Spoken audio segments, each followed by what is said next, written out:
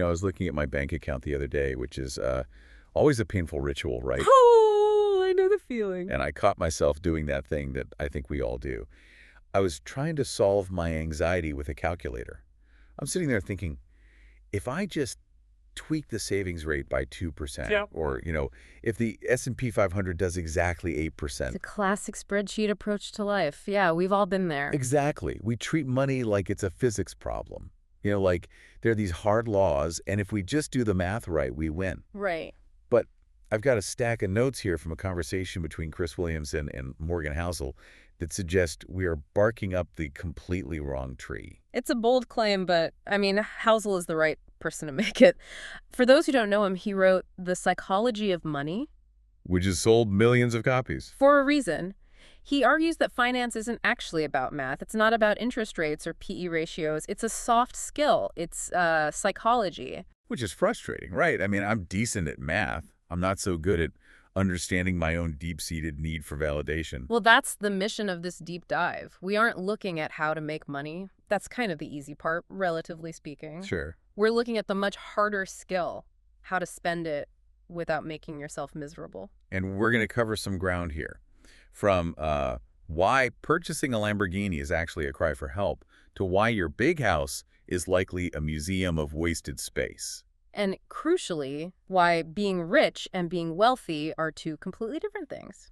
So let's start with the flashiest part of money, the stuff we see, the luxury cars. Mm-hmm.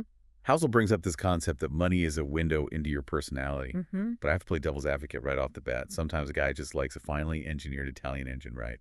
Doesn't have to be some deep psychological trauma. You'd think so. And sure, there are car enthusiasts, of course. But Housel points to a really specific behavior. It's not just owning the car. It's the display. It's the display of the car. He dug up this newspaper headline from 1929, right at the peak of the Gatsby-era bubbles, just before the crash. Yeah. It read, "The more you were snubbed while poor, the more you enjoy displaying being rich." That is pretty specific. Retributive materialism, right? Exactly. Retributive, like revenge. If you felt small or ignored or powerless in high school or early in your career, money becomes a weapon. So you're not buying the yellow Lambo because you love the torque. No, you're buying it to say, look at me now. You're trying to heal a wound from 20 years ago. It's the I'll show them mentality. But here's the nuance that I found fascinating in the source material. Housel talks about Anthony Scaramucci. The mooch, yeah. Right. Scaramucci admits that in his blue-collar neighborhood growing up, the Lamborghini was the singular symbol that you had escaped. Okay. So when he made his money, he bought one. But he told Housel he didn't buy it for other people. He bought it to prove to himself that he was a winner. Which sounds better, doesn't it? I did it for me. It does. But Housel argues that's still a trap. Even if you're signaling to yourself, you're still acting out a script someone else wrote. You're checking a box on a form called What Successful People Do. Rather than asking, do I actually like driving this car? Exactly. And that script usually includes the mansion. That's step 2 after the sports car, the MTV Cribs fantasy. But the data and the anecdotes here are pretty damning regarding the big house. There's this brilliant thought experiment Housel proposes. The GPS one. Yeah. He says, imagine we put a GPS tracker on a family of 4 living in a massive 10,000 square foot estate. We track them for a month. What does the heat map look like? I can just picture it. It looks like a small apartment inside a huge empty shell. Precisely. They're in the kitchen, the bedroom, the living room, maybe a bathroom. The other 8,500 square feet. A dead zone. It's a ghost town. But doesn't everyone want the space? I mean, we all complain about small apartments. We want space we can use.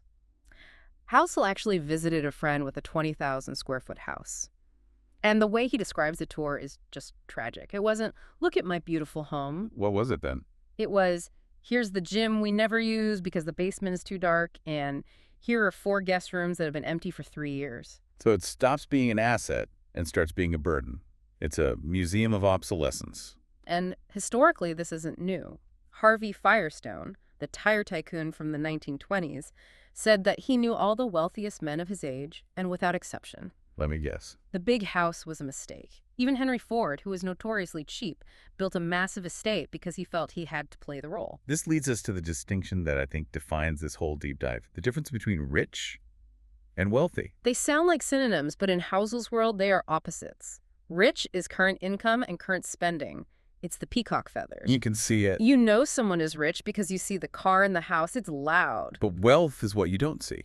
Wealth is the money you didn't spend. It's the car you didn't buy so that you could have money in the bank. And because it's invisible, we have a hard time valuing it. We can't admire your bank account. So we admire your car, but the car is actually destroying your wealth. So wealth is just savings. That sounds a little boring. It's not just savings, it's optionality. Housel defines financial success as independence. I can do whatever I want today. Which is a powerful definition, a very powerful one. I mean, think about the miserable billionaire. You can have $1 billion, but if you have a board of directors breathing down your neck and market analysts panicking, and you have to wake up at 4 a.m. to handle a crisis you hate, are you wealthy? Housel calls that a unique form of poverty. Right. And contrast that with someone making, say, $50,000 a year, but they clock out at 5 p.m. and own the rest of their day completely. In terms of agency, in terms of owning their life, the $50K earner is wealthier. Exactly. But if independence is the goal, why do we keep falling for the flashy stuff? Why do we buy the house we don't use and the car that annoys us? Because we are convinced everyone is watching. We are the main character in our own movie, so we assume we're the main character in everyone else's movie, too. House brought up 2 studies here that are just, wow.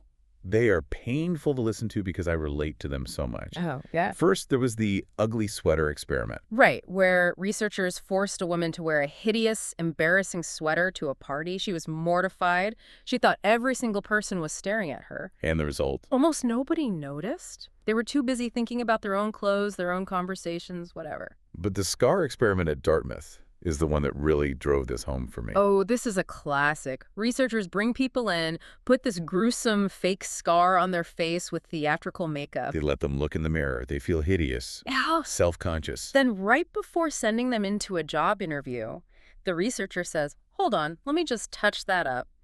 And they secretly remove the scar entirely. So the person walks into the interview looking totally normal, but in their head. In their head, they think they have a disfigured face. In a result. They come back furious. They say the interviewer was rude, stared at their scar the whole time, didn't make eye contact. They projected their own insecurity onto a blank screen. That is the spotlight effect. Yeah. We think people are staring at our scar, or in this context, staring at our cheap car or our old clothes. But they aren't. They're worrying about their own scar. Exactly. We buy the Lambo to impress people, but those people aren't looking at the driver. They're looking at the car and imagining themselves driving it. You are invisible in your own display of wealth. And social media has just weaponized this, hasn't it? Because in the past, if I wanted to compare myself to someone, I'd look at my neighbor, Bob. Right. And maybe Bob has a slightly nicer lawnmower. Big deal. Now, you open your phone, and you aren't comparing yourself to Bob. You are comparing yourself to the top 1% of the top 1% of the world. And not even their reality. No. You're comparing your Tuesday morning commute to their highlight reel in Bali. It creates a totally distorted baseline. It creates a baseline where average feels like failure. Housel talks about trajectory versus position.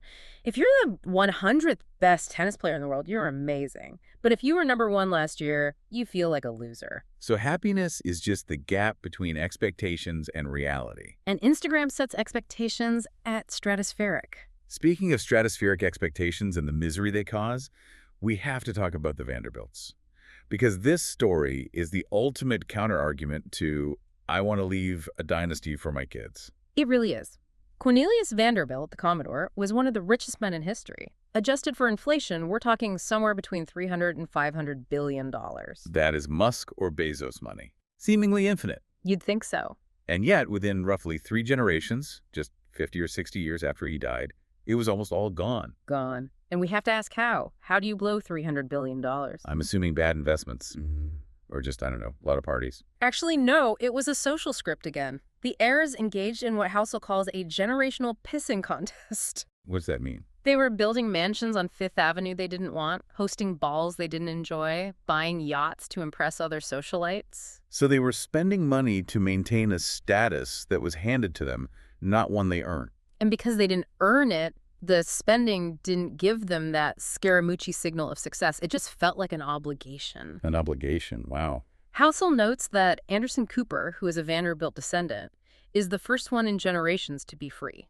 Because he didn't get the money. Exactly. The money was gone. He had to build his own career, his own identity. He wasn't just a Vanderbilt. He had to become Anderson Cooper. That leads into this really provocative idea about inheritance. Housel discusses Bill Perkins' book, Die with Zero. Hmm.